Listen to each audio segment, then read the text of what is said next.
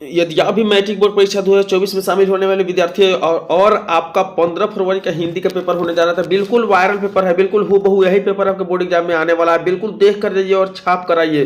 बिल्कुल आपको 1 से 100 19 प्रश्न बताया जाएगा, जिससे आपको पूरे बोर्ड एग्जाम में छाप कर चले आना है, क्योंकि यह वायरल पेपर है और बिल्कुल आप लोगों के लिए वायरल हो चुका है। चलिए आप लोग फटाफट देखिए और जाके बोर्ड एग्जाम में छाप कर चले आइए।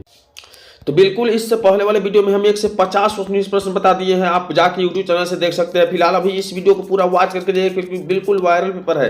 तो देखिए 51 प्रश्न पूछा जा रहा है कि गायक शब्द में प्रत्यय क्या है। तो याद रखना है कि गायक शब्द में जो प्रत्यय होता है वह बिल्कुल क्या होता है, तो अक होता है। गायक में अक प्रत्यय है। बिल्कुल एक एक प्रश्न इंपोर्टेंट प्रश्न है, फटाफट आपका वीडियो कंप्लीट हो जाएगा और बिल्कुल आप लोग जाके छाप कर चले आइएगा। दिया हुआ है 52वें प्रश्न में कि तालु शब्द का विशेषण क्या है। तालु शब्द का विशेषण क्या है, तो याद रखिएगा इस प्रश्न का सही उत्तर ऑप्शन डी था तालबय। तालबय जो है तालु शब्द का विशेषण है। अगली प्रश्न 53वां प्रश्न देखिए, दिया हुआ है कि संधि में किनका योग होता है। तो याद रखना है कि संधि में 2 वर्णों का योग होता है। बिल्कुल इंपोर्टेंट वायरल पेपर है, बिल्कुल हूबहू बोर्ड एग्जाम में छाप के आइए। देखिए 54वें प्रश्न में क्या पूछा जा रहा है। 54वें प्रश्न पूछा गया है कि जिसमें पूर्व पद की प्रधानता हो और समास पद अव्यय हो जाए उसे कौन सा समास कहते हैं। तो याद रखना है कि उसे कहा जाता है आपका अव्ययी भाव समास कहा जाता है। बिल्कुल इंपोर्टेंट प्रश्न है, वायरल प्रश्न है। अगली प्रश्न दिया हुआ है कि रोगग्रस्त कौन समास है।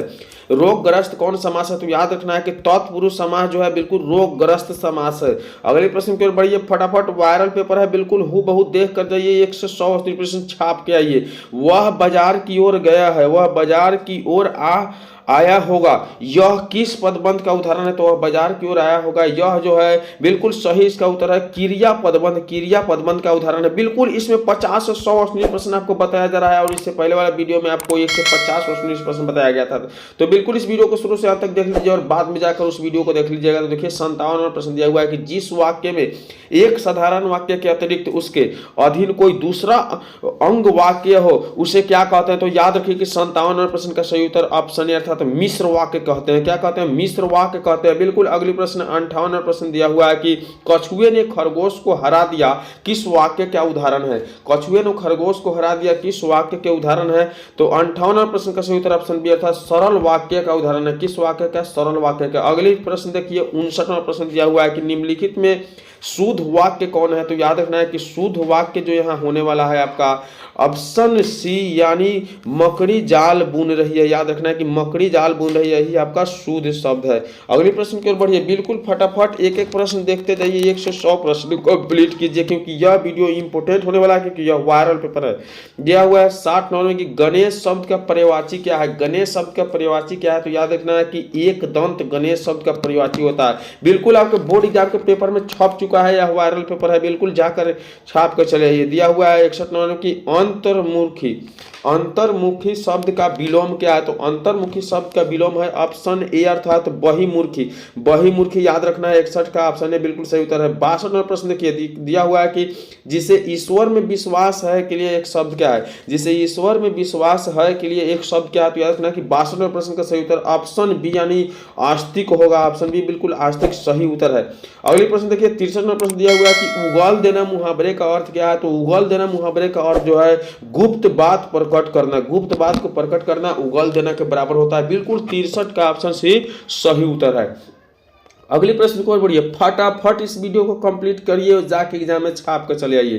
दिया हुआ है कि आकाश शब्द का पर्यायवाची क्या है। तो याद रखना है कि आकाश शब्द का पर्यायवाची शब्द गगन होता है, इसलिए ऑप्शन डी बिल्कुल इसका सही उत्तर है। अगले प्रश्न देखिए 65वां प्रश्न दिया हुआ है कि आगामी शब्द का विलोम क्या है। तो 65वां प्रश्न का सही उत्तर आगामी प्रश्न का विलोम ऑप्शन ए यानी विगत होगा। विगत बिल्कुल सही उत्तर के साथ आप लोग देख रहे हैं, बिल्कुल वायरल पेपर है, हूबहू पेपर आपके बोर्ड एग्जाम में आने वाला है। तो चलिए 66वां प्रश्न देखिए, दिया हुआ है कि बिना पालक गिराए के लिए एक शब्द क्या है। तो बिना पलक गिराए के लिए एक जो शब्द है वह बिल्कुल है आपका अपलक। अपलक जो है अपलक, बिना पलक गिराए हुए के लिए एक शब्द है। अगली प्रश्न 67वां प्रश्न देखिए, दिया हुआ है कि चिराग तले अंधेरा लोकती का अर्थ क्या है? चिराग तले अंधेरा लोकती का अर्थ क्या है? तो याद रखना है कि 67 नंबर प्रश्न का जो सही उत्तर होने वाला ऑप्शन बी अर्थात अपनी बुराई नहीं दिखाना। क्या है? अपनी बुराई नहीं दिखती है।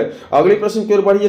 68 नंबर प्रश्न बिल्कुल इंपोर्टेंट प्रश्न, वायरल प्रश्न की त्रिपाद कौन समास है? त्रिपाद कौन समास है? याद रखिएगा कि 68 नंबर प्रश्न का सही उत्तर ऑप्शन सी अर्थात द्विगु समास जो है बिल्कुल त्रिपाद है। अगले प्रश्न की ओर बढ़िए। फटाफट वायरल प्रश्न है, एक एक प्रश्न इंपोर्टेंट बताया जा रहा है इस वीडियो में। तो दिया हुआ है 69 नंबर प्रश्न की लोगों ने चोर को मारा किस कारक का उदाहरण है? तो याद रखिए कि लोगों ने चोर को मारा या कर्म कारक का उदाहरण है। बिल्कुल ऑप्शन डी इसका सही उत्तर है। अगले प्रश्न की ओर बढ़िए। 70 नंबर प्रश्न दिया हुआ है कि पयोधर शब्द का संधि विच्छेद क्या है? पयोधर शब्द का संधि विच्छेद क्या है? तो याद रखना है कि 70 नंबर प्रश्न का सही उत्तर ऑप्शन ए अर्थात पयः जोड़ धर, पयः जोड़ धर पयोधर शब्द का उदाहरण है। 71 नंबर प्रश्न देखिए दिया हुआ है कि गुरु नानक की रचनाओं का संग्रह किसने किया? गुरु नानक का रचनाओं का संग्रह किसने किया था? तो बिल्कुल 71 नंबर प्रश्न का सही उत्तर ऑप्शन बी हो जाएगा, यानी गुरु अर्जुन देव ने किया था। अगले प्रश्न की ओर बढ़िए।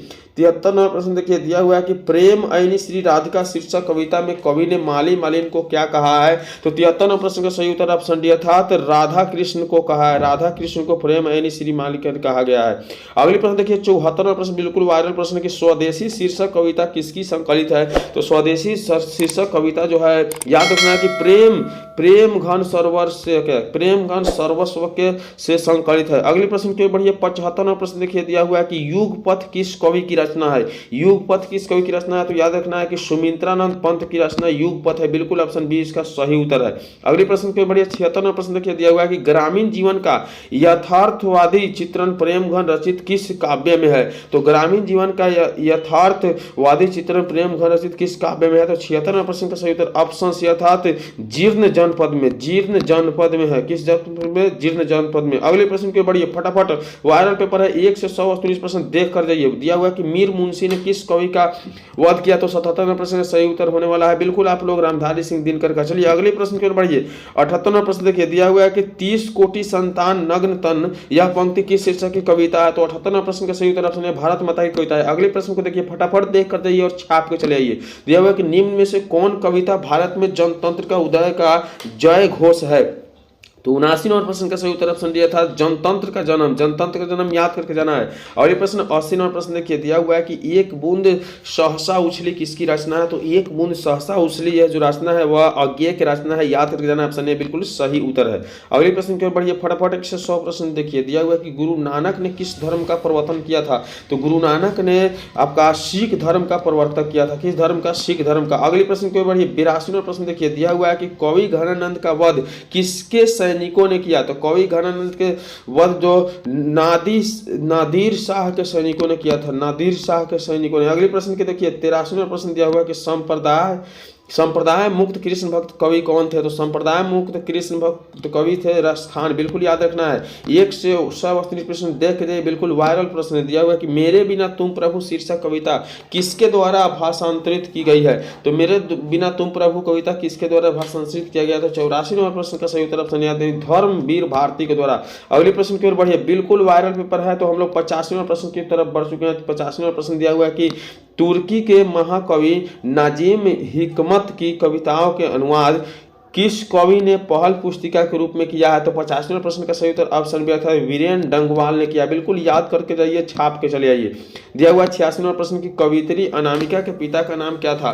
तो कवित्री अनामिका के पिता का नाम क्या था? याद रखना है कि 86वां प्रश्न का सही उत्तर ऑप्शन सी अर्थात श्याम नंदन किशोर। क्या था? श्याम नंदन किशोर था। अगली प्रश्न की ओर बढ़िए। 87वां प्रश्न देखिए दिया हुआ है कि पंक्ति से उतर जाना, यानी पंक्ति से उतर जाता है उसका रौब किस कविता की पंक्ति है? तो 87वां प्रश्न का सही उत्तर ऑप्शन अर्थात अक्षर गान के कविता के है। चलिए अगली प्रश्न के बढ़िए। 88वां प्रश्न देखिए दिए हुए किसके बिना प्राणी को मुक्ति नहीं मिलती है? याद रखिएगा कि गुरु ज्ञान के बिना प्राणी को मुक्ति नहीं मिलती है। अगली प्रश्न की ओर बढ़िए। 89वां प्रश्न की ओर बढ़िए। देखिए दिया हुआ है कि घनानंद किस धारा के कवि है? घनानंद किस धारा के कवि है? तो याद रखना है कि 89वां प्रश्न का सही उत्तर ऑप्शन बी होने वाला है, यानी रीति मुक्त धारा के कवि है। बिल्कुल याद रखना है। अगले प्रश्न 90 नंबर प्रश्न देखिए दिया हुआ है कि कवि बद्री नारायण चौधरी प्रेमघन का जन्म किस किस वर्ष हुआ था?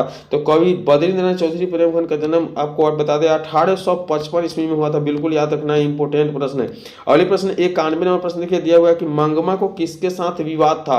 मंगमा को किसके साथ विवाद था? तो याद रखना है कि 91 नंबर प्रश्न का सही उत्तर ऑप्शन बी होने वाले हैं, यानी नजमा के साथ विवाद था। किसके साथ? नजमा के साथ विवाद था। अगले प्रश्न देखिए 92 नंबर प्रश्न देखिए, दिया हुआ है कि सात कोढ़ी होता किस भाषा के प्रमुख कथाकार था? तो 92 नंबर प्रश्न का सही उत्तर ऑप्शन सी यानी उड़िया भाषा के कलाकार था। किस भाषा के? उड़िया। अगली प्रश्न की ओर बढ़िए, देखिए 93 नंबर प्रश्न दिया हुआ है कि ढहते विश्वास शीर्षक कहानी में तूफान में किसका घर टूट गया था? तो 93 नंबर प्रश्न का सही उत्तर ऑप्शन डी होने वाला है, लक्ष्मी का घर टूट गया था तूफान में, याद रखना है। अगले प्रश्न की ओर बढ़िए 94 नंबर प्रश्न देखिए, दिया हुआ है कि किसे महसूस हुआ कि पृथ्वी और आकाश के बीच घुटन भरी हुई है?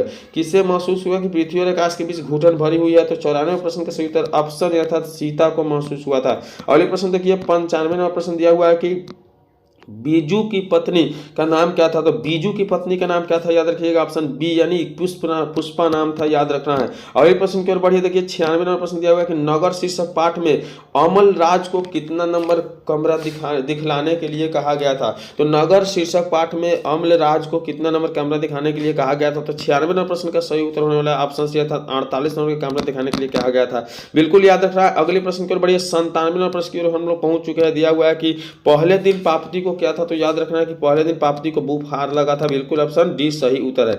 अगले प्रश्न देखिए 98 नंबर प्रश्न दिया हुआ है कि मां शीर्षक कहानी में किसने अपने बड़े पुत्र को घर आने के लिए पत्र लिखवाया था? तो 98 नंबर प्रश्न का सही उत्तर ऑप्शन ए अर्थात मां जी ने अपने पुत्र को घर आने के लिए पत्र लिखवाया था। अगले प्रश्न 99 नंबर प्रश्न देखिए, दिया हुआ है कि खून की सगाई किनकी प्रसिद्ध कहानी है? तो खून की सगाई जो प्रसिद्ध कहानी है वो याद रखना है ऑप्शन बी अर्थात ईश्वर पेटलीकर की कहानी है। किसकी कहानी है? ईश्वर पेटलीकर की।